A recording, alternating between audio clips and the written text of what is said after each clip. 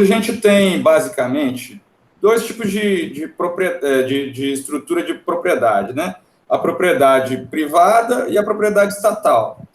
Mas, assim, no mundo, a gente consegue pensar em muitas outras estratégias de desenvolver a produção com parceria, com, assim, criar outros atores que estão meio excluídos desse processo. Assim, eu queria que vocês tratassem um pouco dessa questão, assim, porque hoje, assim, de verdade, não a questão até da exportação, a gente até tem os atores que já exportam e tudo, mas assim, no caso, por exemplo, da gente querer criar esses mecanismos de intervenção do Estado, de compra direta, quem seriam esses atores, como que poderia ser feito? Eu queria que o Daniel, principalmente que está defendendo isso, colocasse como é que ele vê essa situação.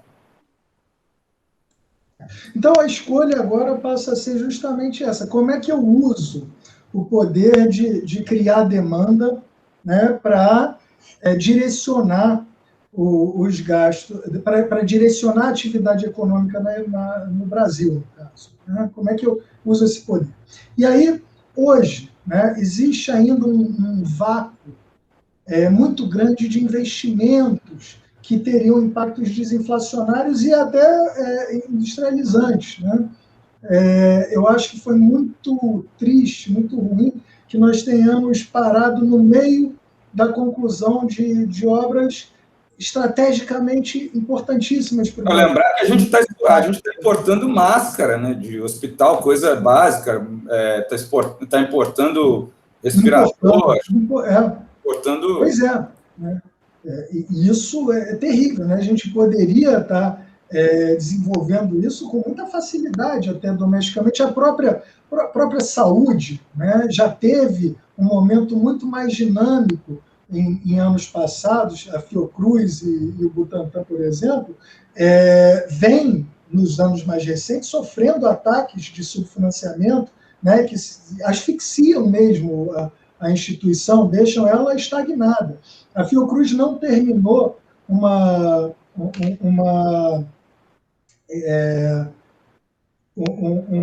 estrutura de testagem, né, de vacinas, que estava para ser acabada por falta de dinheiro. Né? Então, ela precisou agora se organizar toda, mas ela, na verdade, já vinha com muitas dificuldades, e a gente perdeu. Mas eu estou falando, assim, por exemplo, de uma coisa prática. Vamos supor, não sei se é o caso. A resposta vem aí, Aldo. A resposta que eu vou oferecer é justamente essa. Tem alguns gastos que preencheriam esse tipo de vácuo. Né?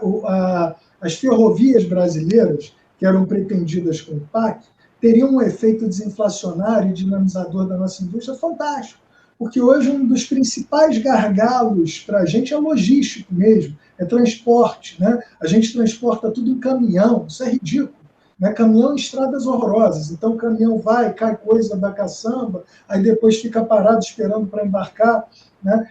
A gente poderia ter se arrumado muito mais do ponto de vista material mesmo, da infraestrutura produtiva brasileira, se a gente não tivesse asfixiado o investimento público de maneira tão agressiva. Tudo isso teria esse efeito que a gente está defendendo aqui, que o Gustavo está defendendo, porque isso, inclusive, é o tipo de coisa que ajuda a exportação, talvez até mais do que desvalorização contínua. Então, eu não estou dizendo que a gente não tem que tentar aproveitar esses canais de desenvolvimento que vêm da exportação, até porque, no limite, exportação vai sempre ser necessária enquanto a gente tiver que importar, para a gente não depender desses fluxos malucos de capital curto-prazista. Mas o meu sonho é que a gente pare de depender disso. E eu acho que a gente pode usar a demanda estatal com muito mais eficiência do que esperar que os estrangeiros resolvam isso para a gente.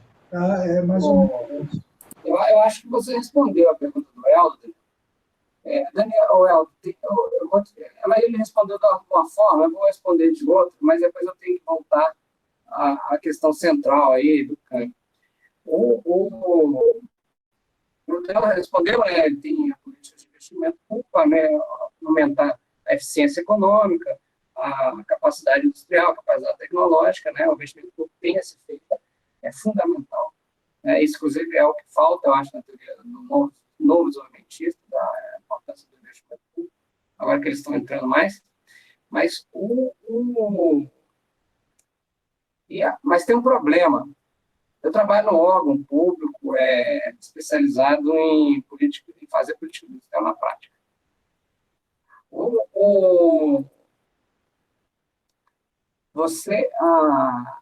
A política industrial, você constrói ela em décadas. Você não constrói ela em meses. Então, você, por exemplo, Gustavo, só para falar numa questão prática, assim, vamos lá. A gente tem o BNDES lá, aí a Ford vai lá e fecha uma fábrica. Quer dizer, os equipamentos estão lá, os trabalhadores estão lá, estão desesperados para trabalhar e sabem tocar a fábrica, e simplesmente por não ter financiamento, não ter investimento da Ford lá para uma decisão que eles tomaram, a gente fechou a fábrica. O que impediria, por exemplo, de fazer do BNDES ou outra ferramenta, de fazer uma cooperativa? Assim, isso é inviável, é simplesmente inviável, não tem como fazer. Assim, eu digo assim, de estratégias diferentes do que a gente... Assim, esperar, não, que o Estado a gente já sabe como é que funciona, né? Vai lá e compra de alguém, beleza, isso é um investimento estatal. Tem outro tipo de investimento estatal, que é criar um estatal para ir lá desenvolver uma atividade produtiva. Mas eu digo assim, existe e aí tem o privado, né, que faz de acordo com o que dá lucro. Assim, eu digo assim, identificar essas outras, talvez outras modalidades de fazer esse desenvolvimento, né? Se isso é importante, se vale a pena, o que vocês acham? Olha só, então, não, nada impede de fazer o que você está sugerindo, nada. O Estado pode fazer isso com o pé nas costas, pode arrumar uma cooperativa, pode transformar numa estatal, pode passar para outro grupo privado e mandar ele tocar, financiar, etc. Tudo isso o Estado pode fazer. E pode fazer mais coisas ainda que você imaginar, entendeu? Isso nem é um problema. Pode fazer carro elétrico, pode inventar carro de 3 rodas, pode fazer o que quiser. Veja, mas o problema é a estrutura de fazer isso, estrutura administrativa, estrutura organizacional, etc., para funcionar, demora muitos anos para construir. Você não pode... Se é um caso, beleza, manda lá 3 funcionários, pensa lá, bola lá um negócio, faz... Mas eu estou falando aqui, ele vai demorar, né? Quantos meses? Demora 6 meses e tal, para fazer lá, reformar a Ford e tal, voltar a exportar, não sei o quê, arrumar modelos novos, com outra marca, ter um problema de direitos autorais, trazer umas coisas chinesas, etc. Isso vai demorar um tempo. E é um caso. Agora, se você desvaloriza o câmbio, você está afetando 5 milhões de empresas no mesmo dia. Está afetando 200 milhões de consumidores no mesmo dia. Então, é uma política de mega impacto direto, então, que afeta milhões de uma vez. Agora, se você fizer uma política, se você construir vários BNDES, se você reconstruir a Petrobras, construir tudo, você também pode estar afetando milhões, só que você vai demorar anos, porque você vai construir um lugar errado, um certo, tem um problema. Então, o que a China fez? A China construiu esse Estado desenvolvimentista durante 40 anos. O Brasil construiu o Estado desenvolvimentista durante 50 anos. Não constrói de um dia para o outro. Mas tudo isso que você falou, tudo que você imaginar é possível. Imagina uma coisa aí. Com certeza vai ser possível. Então, aí vai funcionar. Dependendo do caso, não deu errado, troca o gerente, etc. Vai funcionar. Entendeu? Tem que funcionar, não vai. A maioria vai funcionar. Então, fazer uma política industrial com o Estado, que funciona. Mas ela não é de rápida estruturação. É décadas. Agora, claro, algumas coisas são mais impactantes. Você dá um subsídio de imposto, aumenta o imposto de importação, mas mesmo assim você vai pegando de setor por setor, né? É uma coisa que não é também tão rápida, né? E tem que estruturar, negociar, votar no Congresso, etc., tem toda uma evolução que você, às vezes, a macroeconomia não tem esse tempo. Então, a taxa de câmbio tem um impacto imediato e de amplíssimo impacto. Assim, ele atinge a todos. As viagens internacionais, etc., o investimento, tudo afeta imediatamente. Então, ele é uma política de altíssima impacto e eficiência também muito boa. Agora, o Daniel colocou uma questão seguinte: a proposta que os economistas defendem é o seguinte. Não, olha só, o que eu estou defendendo é o seguinte: primeiro ponto, se você olhar aí na casa do Daniel, aqui pelo que eu estou vendo no vídeo, a maioria dos produtos que estão aí aparecendo na casa dele são importados. Né? Não ali tem computador, tem as cadeiras de computador são geralmente importadas, etc. Então, tem vários produtos importados aí. A tinta que ele comprou ali, provavelmente tem matéria-prima da parede, tem matéria-prima importada. Então, a gente não tem, como nenhum país tem, como deixar de importar uma parte significativa da produção, do seu consumo. E isso não é uma coisa fácil, nem um pouco fácil de ajustar. Ou seja, não, eu vou fazer um subsídio ali, vou fazer uma fábrica aqui. Você não vai afetar a importação. A importação sempre cresce. Não existe possibilidade da importação diminuir se a economia estiver crescendo. Você pode fazer qualquer política de substituição de importação, a importação vai crescer. E, geralmente, cresce mais do que a renda. A importação, principalmente em países em desenvolvimento, cresce mais do que a renda. Se a gente começa a crescer a renda, como os produtos, as máquinas e os produtos de luxo são geralmente importados, o consumidor e as indústrias vão passar a comprar em quantidades crescentes em relação à renda. Então, a importação cresce mais do que a renda. Então, não importa. Se você fizer uma política... E qual a consequência disso, Gustavo? A consequência disso é déficit comercial e problema do balanço de pagamentos, né? Não, mas a gente tem câmbio flutuante. Qual é a consequência? Então, a consequência, aí o que acontece? Aí é que está a grande ponto. Agora nós chegamos no ponto de divergência. É a forma de atuação da política cambial. Por exemplo, vocês defendem, a MMT defende o seguinte, o social desenvolvimento também defende o seguinte: não vamos usar o câmbio agora, porque não há necessidade de gerar um impacto na inflação ou um impacto na adição de renda. Vamos fazer a economia crescer. Beleza, vamos aumentar os gastos públicos. E aí, quando as importações crescerem, deixa o câmbio flutuante, o câmbio vai se desvalorizar. Qual é o problema disso? Como novos desenvolvimentistas, e aí eu também defendo, deles igual, penso, não, veja bem, o impacto do câmbio sobre as exportações, o impacto dele sobre a estrutura industrial é lenta, não é lenta, é defasada. Então, você vai ter, se você desvalorizar o câmbio hoje, mantém ele desvalorizado, vai ter coisas que vai reduzir as importações mês que vem, algumas coisas daqui a 6 meses, algumas coisas daqui a 1 ano, vai ter novos investimentos que vão ser feitos daqui só 2, 3 anos. Durante 5 anos, você vai estar tendo impacto, se o campo mantido, na estrutura industrial, estrutura produtiva, daquela desvalorização. Se você faz uma política de câmbio... Então, se você mantém... Qual é a nossa política? A gente defende o seguinte: manter um câmbio máximo desvalorizado possível em termos reais, e aquilo vai te dar um máximo de impacto no curto, médio e longo prazo. E a previsibilidade de investimento, o investidor que vai fazer uma nova siderúrgica, ele vai fazer um cálculo de valor presente, líquido, capaz de retorno, de 20 anos. E se você tem um governo que fala o seguinte: não, eu vou manter esse câmbio fixo, desvalorizado, mas fixo durante 20 anos, ele consegue fazer a previsão e falar: não, realmente vale a pena fazer uma siderúrgica no Brasil.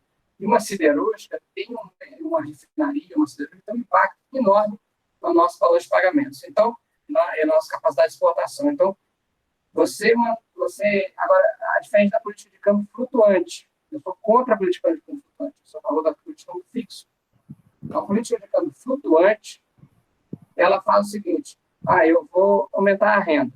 Aí, gera imediatamente aumento de importação. Aí, o câmbio desvaloriza. Aí, o câmbio desvaloriza, gera impacto inflacionário. O impacto inflacionário eu tenho que reduzir, o que eu vou fazer?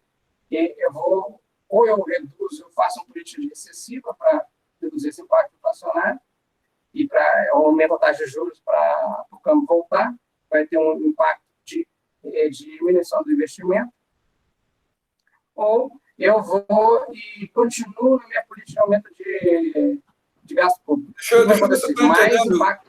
Gustavo. A questão é assim, tentando resumir um pouco o que você está falando. A questão é a seguinte, se você mantiver o câmbio flutuante, talvez ele gere desequilíbrio, uma desvalorização brusca, muito brusca, que vai gerar os mesmos efeitos deletérios do que, só que de uma vez só, do que você ter mantido o câmbio real fixo, mesmo que ele seja desvalorizado. Mais ou menos isso. Não, o que acontece é o seguinte, não sei se eu entendi o que você colocou. O que acontece é o seguinte, se você mantém o câmbio flutuante, você vai acontecer o seguinte, você vai ter impacto inflacionário e você vai ter a sua política fiscal não vai dar continuidade e a indústria não vai investir. A indústria vai ver que o câmbio vai flutuar para cima, depois vai voltar para baixo, mas não, eu não vou investir, porque eu não sei quando o câmbio vai, quando eu fizer um investimento. Se você manter o câmbio bem desvalorizado e fixa ele desvalorizado, como a China faz há décadas, você vai falar o seguinte, vai dar dando para o investidor o seguinte, não, olha só, aqui a China é sempre mais barato produzir do que nos Estados Unidos. E aí eu vou poder fazer um investimento que a maturidade daquele investimento é de 10 ou 20 anos. E eu vou investir em exportação, eu vou investir em produção de chip, eu vou produzir em fabricar roupa, eu vou produzir, porque é barato produzir no Brasil, é barato produzir na China. Agora, eles fizeram isso com o México. O México adotou essa política há 25 anos atrás e não deu certo. Por quê? Porque não é suficiente, porque é o seguinte, porque a exportação ela é uma parte pequena do PIB. A exportação não puxa a demanda agregada, ela puxa uma quantidade muito pequena. E aí, essa política tem que ser feita, como na China, associada a uma política de investimento pesada para fazer a demanda crescer, e a política de câmbio desvalorizado fixo, ela faz o fixo ou flutuante dentro do patamar sempre desvalorizado. Ela vai fazer com a taxa de crescimento do investimento no setor de exportações, no setor industrial, ela seja elevada. E aí a taxa de crescimento das exportações seja elevada. Então, os economistas têm até uma equação para explicar isso, chama lei de Turner. Como é que fala, Daniel? Depois você me fala como é que pronuncia. Eu diria Thurball. Hã? Thurball. Então, Thurball. bom, isso aí eu não vou conseguir falar. Então,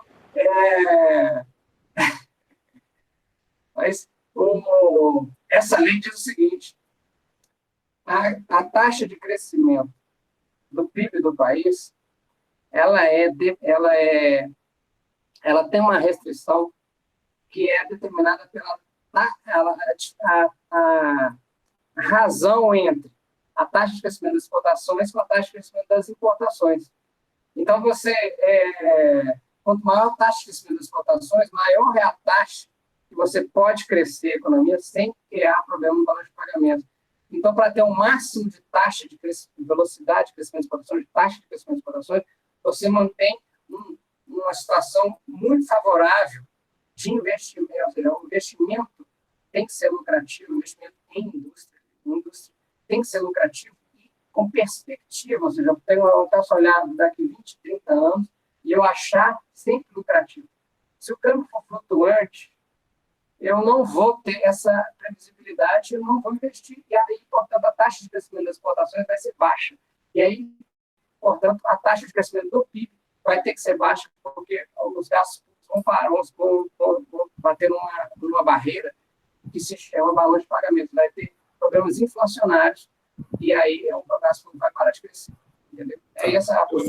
Vamos tentar caminhar para o final. Aí o Daniel ele pode responder ao que o Gustavo falou, e eu acho que para terminar a gente podia falar assim, quais as ferramentas que a gente teria para usar, por exemplo, agora na pandemia, assim, especificamente, assim, a gente está numa situação que é claro que todo mundo vê a questão do auxílio emergencial e tudo, mas assim tem outras ferramentas que a gente pode usar, né? Que vocês defendem também. Eu queria que vocês falassem um pouco sobre isso. Aí pode intervir aí, o Daniel, por favor. Tá bom. Primeiro ponto, então, eu acho que a gente delimitou bem a origem das diferenças, principalmente nesse finalzinho do Gustavo, né? Eu diria que o meu ponto, e eu insisto nisso, é que a gente não precisa das exportações como fonte de demanda, nem de demanda industrializadora. Tá? Esse é um ponto. Eu acho que a gente resolve tudo isso com o gasto público. E exportação serve para a gente se a gente, como você falou também, então, um lado eu discordo, a gente não precisa da demanda das exportações para crescer. Não, mas eu concordo com isso. Estimular. Tá, então a gente resolveu metade do problema. Tá? A gente precisa, sim, se preocupar com impactos inflacionários gerados pela restrição externa. E aí o problema da lei do Turnbull, né, é que ela trabalha com objetivos extremamente restritivos, né? De fato, se eu quiser evitar qualquer desequilíbrio no balanço de pagamento que, numa situação de câmbio flutuante, vai se manifestar com o choque cambial e o efeito inflacionário. Se eu quiser evitar qualquer coisa desse tipo, não tem jeito mesmo, né? Porque aí eu tenho que fazer os dois acompanharem. Quanto mais importação, mais exportação. E aí o meu limite passa a ser dado pela força dessas importações que vem com a expansão, né? Porque, de certa forma, também tem elasticidades diferentes aí, né? Tem substituições maiores ou menores das importações por produção doméstica. Então, isso a gente também pode levar em conta. Um país que compra itens essenciais importados e não consegue produzir domesticamente está muito mais ferrado que a gente. Vai ter que se preocupar muito mais com a aquisição de moeda estrangeira via exportações, né? Esse país realmente tem que seguir. Isso seria uma receita MMTista, eu acho. Eu acho que um MMTista sensato proporia exatamente isso. Eu acho que o Brasil não tem uma situação tão extrema. Então, pode lidar com essa desvalorização que viria pelo lado comercial. E aí, o meu ponto central é o seguinte, gente. Existem duas formas existem duas origens das variações cambiais, né? A origem pelo lado comercial, pela conta corrente, tende a ser muito mais gradual.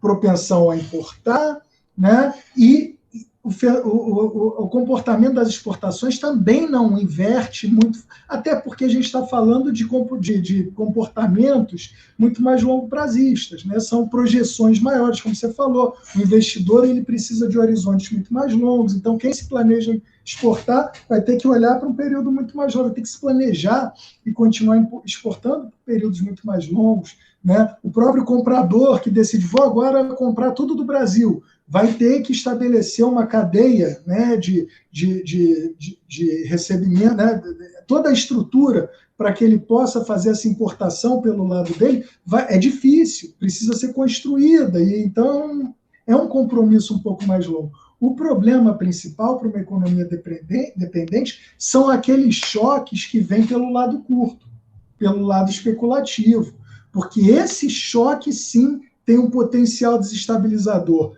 tanto pelo lado distributivo, né, porque deteriora muito mais fortemente o poder aquisitivo dos mais vulneráveis, como pelo próprio lado inercial, pode detonar processos inerciais muito mais difíceis depois da gente resolver, né, hiperinflacionários, inclusive. Então, esse choque é mais perigoso. E aí eu te pergunto, cara, é que hoje a gente está usando como ferramenta para essa desvalorização justamente esse lado curto, esse lado do choque violento, né? Então é como se a gente tivesse duas formas de chegar num resultado parecido, porque vamos supor que de fato a gente estimule o crescimento da economia, isso vai gerar algum aumento nas importações e alguma desvalorização cambial. O que eu estou descrevendo é que isso tem de ser mais gradual, né? E aí a gente consegue absorver melhor com o câmbio flutuante. Isso vai produzir alguns impactos indesejáveis, mas é uma forma de lidar com a restrição material da economia. Então é como se a gente descesse uma escada na direção disso. O outro lado é a gente se jogar da janela para chegar naquele lugar, que seria, vamos então jogar o juro lá para baixo, muito baixo, né, mais baixo do mundo, né, muito mais baixo do que as taxas de retorno nos outros países, mais a expectativa de desvalorização, que é o que move esses fluxos de curto prazo. Isso vai produzir uma desvalorização bem violenta hoje, mas vai estimular aquilo que acaba nos protegendo de uma desvalorização futura, que seria as exportações. Eu acho que isso é uma forma ruim de lidar com o problema, porque, de novo, funcionalmente, a gente tem que estar preocupado com todas essas coisas. E esses choques, né, quando a gente se vulnerabiliza muito, com conta de capital muito aberta, né, a gente tem, e está aumentando isso. Aí, só para denunciar um pouquinho mais, a gente tem agora uma proposta de alteração do sistema financeiro brasileiro que vai permitir que você faça aplicações em dólar usando daqui do Brasil, né? Qualquer pessoa pode fazer aplicação em dólar, praticamente eliminando qualquer barreira para a movimentação de curto prazo de capitais. Então, isso é perigosíssimo, né? Então, a gente tem um sistema que já facilita isso e, além disso, a gente está se expondo a esse tipo de choques de curto prazo, né, choques cambiais mais violentos, quando a gente pratica uma taxa de juros referencial muito baixa, que na prática não ajuda a estimular a economia, mas torna todas as aplicações de curto prazo imediatamente menos atraentes. Até você, eu acho que se tiver dinheiro parado, vai embora, né? Vai comprar dólar, vai comprar euro, porque era óbvio que quando a taxa de juros foi derrubada pelo Banco Central logo no início da pandemia, isso ia produzir uma desvalorização gigantesca, que foi o que aconteceu, né? Então, quem tinha dinheiro para aplicar, mudou, comprou moeda estrangeira, ganhou dinheiro para caramba, mas isso não é nada bom para a economia. Inclusive, a própria variação que teria sido interessante, que é a variação dos nossos preços em dólar, acabou não acontecendo, porque muito disso se traduziu para os preços domésticos também, né? Então, no início, a gente teve uma queda nos preços em dólar, no que a gente exporta, mas se você vê a trajetória, ela já se recuperou, está no mesmo nível de novo. Preço em dólar, né? Preço em real está muito maior. Então, eu acho que tudo isso, assim, de novo, a gente ter muito cuidado com todas essas variáveis e escolher as intervenções que produzem os resultados que a gente quer. De novo, a China tinha razão quando desvalorizou, porque ela precisava de mais dólares do que ela tinha muito mais dólares. Ela precisava comprar mesmo ativos estrangeiros. Eu não acho que a gente precise de papel estrangeiro hoje. Precisa aumentar emprego, produzir mais. Aí, indo um pouco no que o Eldo falou, a gente precisa de quê? Precisa importar as vacinas hoje, né, porque não vai conseguir produzir, a gente já comeu essa mosca, então vai ter que importar muito mais vacina, vai ter que dar renda para as pessoas sobreviverem, esse auxílio emergencial precisa ser muito maior, né, voltar para o patamar anterior, que inclusive não foi nem suficiente para salvar a economia, né, a economia despencou para quase 5% no ano, se não tivesse o auxílio ia ter sido um cenário apocalíptico, e a gente precisa começar a ter uma agenda de investimentos desinflacionários, que ajudem a gente a dinamizar, organizar as nossas cadeias produtivas para satisfazer a nossa economia. E a gente exporta o que for necessário para lidar com a nossa restrição externa, a nossa necessidade de adquirir bens importados. É basicamente isso, gente. Aí, Gustavo, se você puder também finalizar, como é que você vê a saída agora, o que você vê de perspectiva e o que você propõe de política também, né? Então, o Daniel, ele defende que hoje a gente vai ter juros mais altos. Defende aumentar a taxa de juros, ou ter aumentado. Na verdade, é mais importante mantê-la estável, porque tem outra coisa, Gustavo. Esse ativismo constante nos juros é o que acaba criando um custo de oportunidade maior em termos do aumento do preço do valor da liquidez para o investimento de longo. Então, esse ativismo, vamos baixar, aí depois tem que aumentar de novo. Isso é que é perigoso para caramba. Né? E como hoje foi desnecessário, não está ajudando a gente manter o juro tão baixo e está, na verdade, nos colocando numa situação. Eu achei ruim baixar, como agora vai ser também depressivo aumentar. Vai ser ruim, quando a gente aumentar, vai ter um choque recessivo, porque isso inclusive desvaloriza ativos, né? Tudo que é aplicação mais longa passa a sofrer com aumento de juros. Então é ruim duas vezes. Se abaixa sem precisar expõe pelo lado cambial, agora vai ser ruim se aumentar, porque você também vai sim aumentar custo de oportunidade para gastos mais importantes. Então, pois é, nós temos bastante divergências aí. Em concordância também, né? Bastante concordância. Mas eu defendo que foi a política correta, ter reduzido a taxa de juros, central. Eu acho que eu defendo também que foi uma política correta ter permitido que a taxa de câmbio passasse de R$ 5,50, porque igual eu defendo exatamente isso, defendo que a taxa de câmbio seja o máximo desvalorizada possível em termos reais, e agora ela está ficando mais próxima do patamar que eu acho razoável. Mas, Gustavo, uma dúvida, então. Você disse que esse efeito era bem rápido. Você já percebe esse estímulo gerado por essa desvalorização? Sim. Você está vendo substituição de exportações, está vendo crescimento de exportações, apesar da pandemia ter reduzido a demanda internacional. Mas inclusive a agricultura também, apesar das pessoas falarem que a agricultura é inofensiva, na agricultura também está havendo bastante crescimento, tanto de substituição de importações quanto de aumento de exportações. Mas na indústria também. O que acontece é o seguinte...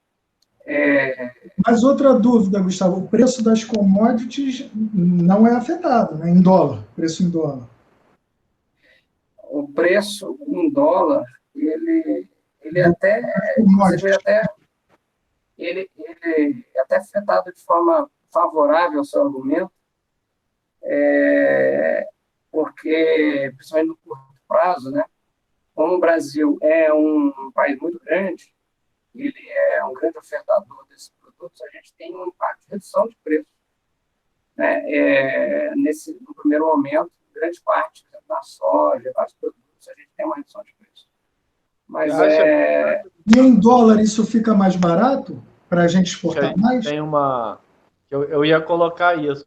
Eu ia colocar essa questão desse debate das convergências e divergências que estão tendo entre o Gustavo e o Daniel, depende muito da situação estrutural do país num dado momento. Então, lá na década de 80, com a crise de divisas, mas o Brasil saindo de uma longa trajetória de industrialização, a restrição externa fez o país crescer 5% ao ano na tal década perdida.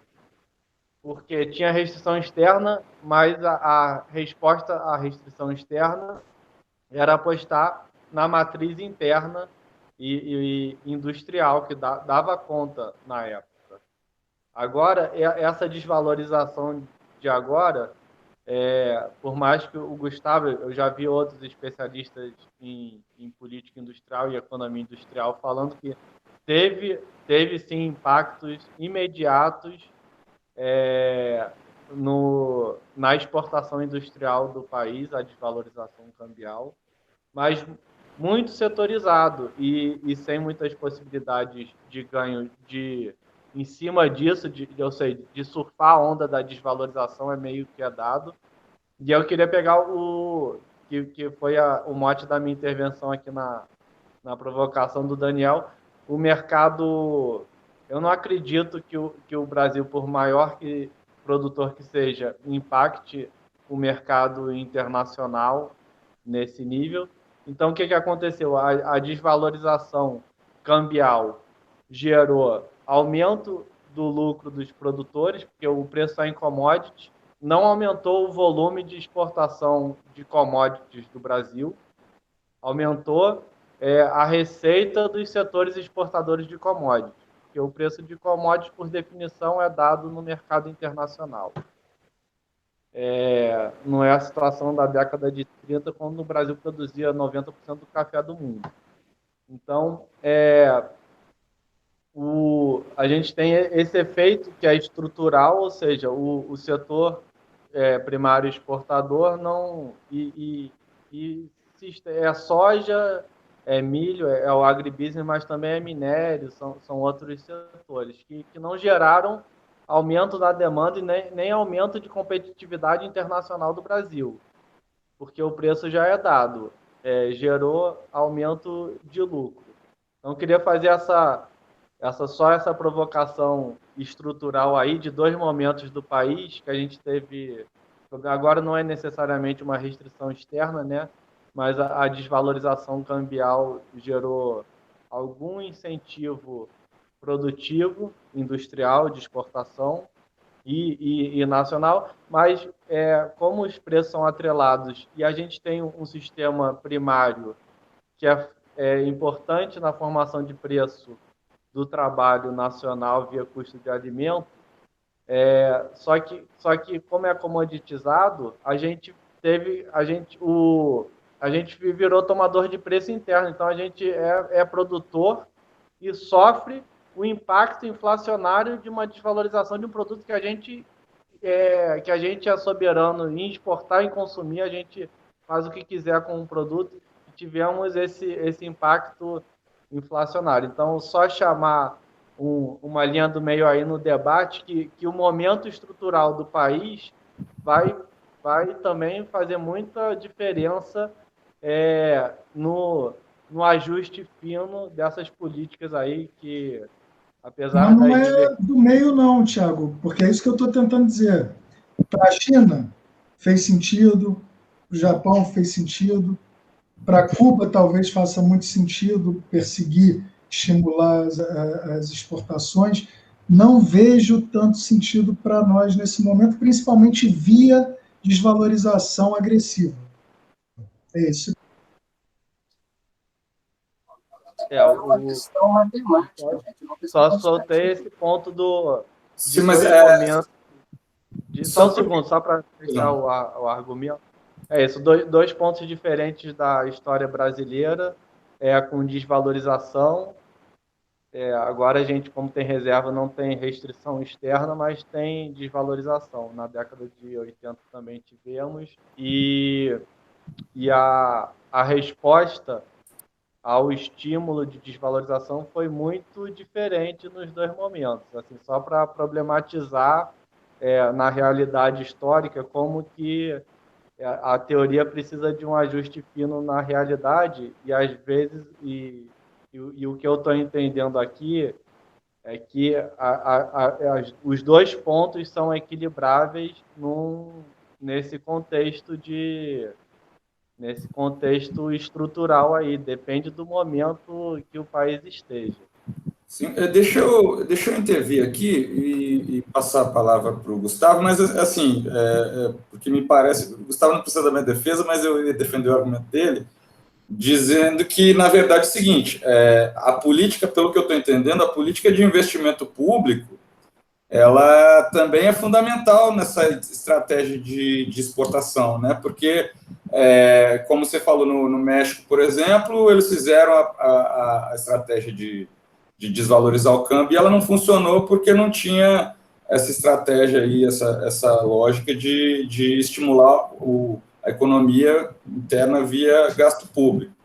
E aí eu queria que, não sei, a gente pode encaminhar para o final, acho que a gente já está bastante cansado, que o Gustavo comentasse, assim, complementar o que eu falei e pensar em coisa do que está acontecendo e qual que assim, qual que é o limite político. Eu sei que também você já viu como é que funciona a política por dentro, já trabalhou nesse ramo.